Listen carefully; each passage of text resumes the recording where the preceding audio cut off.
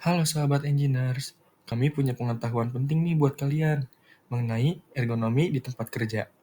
Oh iya, sebelum kita lanjut ke pembahasan ya, berikut ada kelompok kami ya. Nah, yuk kita bahas. Ergonomi berasal dari bahasa Yunani, yaitu ergon, yang berarti kerja, dan nomos, yang berarti aturan. Sehingga, ergonomi sendiri berbicara tentang aturan kerja.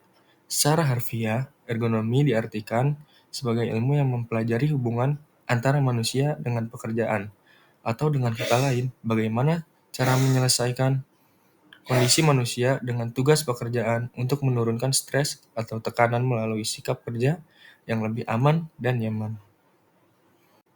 Nah, lalu tujuannya untuk apa sih?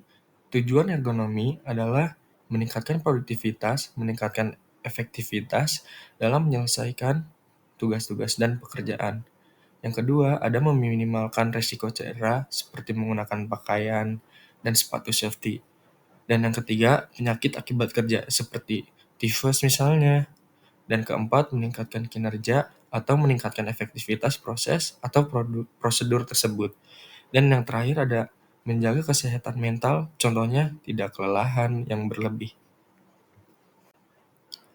Adapun studi kasus di pabrik diecast atau manufaktur perusahaan lain mengalami peningkatan produktivitas 2 kali lipat setelah perbaikan ergonomis diterapkan.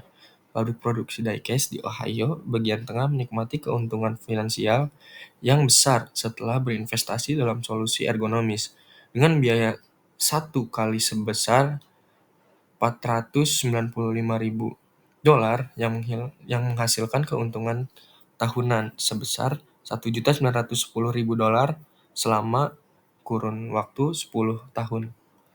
Nah, pabrik tersebut telah menerapkan beberapa solusi ergonomis bagi para pekerjanya, tetapi analisis lebih lanjut menghasilkan perbaikan yang lebih besar.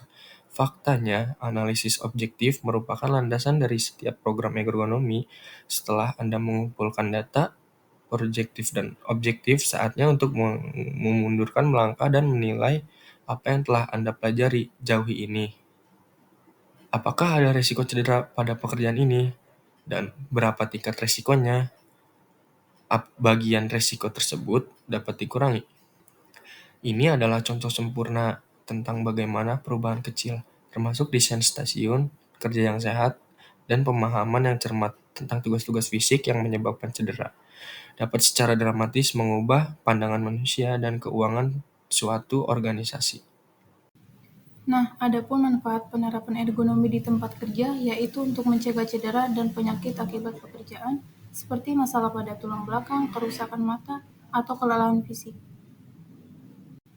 Nah, adapun manfaat penerapan ergonomi di tempat kerja yaitu untuk mencegah cedera dan penyakit akibat pekerjaan, seperti masalah pada tulang belakang, kerusakan mata, atau kelelahan fisik. Di sisi lain, ergonomi juga dapat meningkatkan kepuasan kerja dan mengurangi tingkat absensi atau ketidakhadiran pada karyawan. Di sisi lain, ergonomi juga dapat meningkatkan kepuasan kerja dan mengurangi tingkat absensi atau ketidakhadiran pada karyawan. Selanjutnya, ruang lingkup ergonomi. Ruang lingkup ergonomi di sini mencakup 3 bagian utama yaitu organisational ergonomi, physical ergonomi, dan cognitive ergonomi. Pada prinsipnya meliputi kenyamanan, kegunaan, kekuatan, keamanan, dan keluasan. Nah, apa saja sih masalah akibat lingkungan kerja yang tidak ergonomis? Di sini dikatakan masalah terbesar yang dihadapi para pekerja setelah melakukan pekerjaannya adalah kelelahan. Kelelahan adalah suatu mekanisme perlindungan tubuh agar tubuh terhindar dari kerusakan lebih lanjut sehingga terjadi pemulihan setelah istirahat.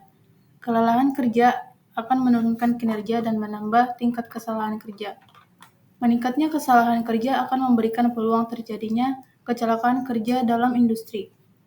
Pembebanan otot secara statis pun atau static muscular loading jika dipertahankan dalam waktu yang cukup lama akan mengakibatkan RSI atau repetition strain injuries, yaitu nyeri otot, tulang, tendon, dan lain-lain yang akan mengakibatkan oleh jenis pekerjaan yang bersifat berulang atau repetitive. Nah, apa sih contoh penerapan ergonomi di tempat kerja? Contoh penerapan ergonomi di tempat kerja itu adalah pada penggunaan kursi dan meja yang sesuai dengan postur tubuh karyawan. Dengan mengatur ketinggian meja dan kursi serta sudut kemiringan yang tepat, karyawan akan merasa nyaman saat bekerja. Contoh lainnya yaitu penggunaan mouse dan keyboard yang ergonomis sehingga dapat membantu mencegah cedera repetitif seperti carpal tunnel syndrome atau gangguan pada pergelangan tangan. Dengan memahami pentingnya aspek ergonomi, maka setiap industri harus melakukan evaluasi secara integratif untuk menilai sejauh mana kecocokan rancangan sistem kerja yang ada, termasuk pekerjaan itu sendiri.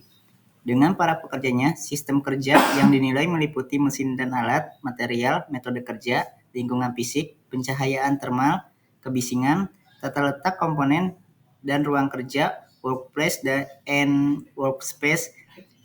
Evaluasi ergonomi ini penting terlepas dari apapun bentuk industri, mulai dari industri manufaktur, industri jasa, ataupun industri proses. Nah, kesimpulan ergonomi di tempat kerja merupakan aspek penting yang melampaui sekedar penyesuaian kursi atau meja. Ini tentang memahami interaksi pekerja dengan lingkungan kerjanya. Dengan menerapkan prinsip ergonomi yang baik, perusahaan dapat menciptakan lingkungan kerja yang aman, nyaman, dan produktif, yang tidak hanya mengurangi risiko cedera dan gangguan muskuloskeletal, tetapi juga meningkatkan produktivitas dan kesejahteraan jangka panjang pekerja. Investasi dalam ergonomi menunjukkan komitmen perusahaan terhadap kesehatan dan keselamatan pekerjanya, mendukung penciptanya lingkungan kerja yang mendukung kesehatan dan efisiensi pekerja. Nah, sekarang sudah paham kan mengenai ergonomi di tempat kerja? Semoga bermanfaat ya bagi kita semua. See you.